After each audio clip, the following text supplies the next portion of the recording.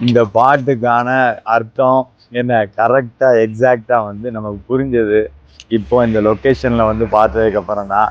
ஒரு மொமெண்ட்டும் ஒரு தருணமும் ஒவ்வொரு செகண்டும் ஒவ்வொரு உலகம். இந்த உலகம் என்ன அப்படின்னா ஒவ்வொரு மொட்டுகள் வச்சுருக்க கனவு கொடுக்குற கடன் தான் அந்த உலகம்.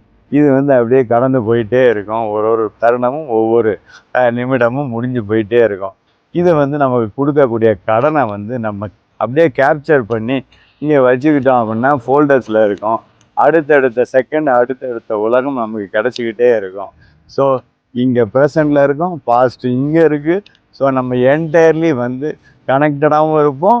பழசில் வந்து லெசனும் இருக்கும், எக்ஸ்பீரியன்ஸ் அப்படியே கொட்டி கிடக்கும், அன்லிமிட்டெட்.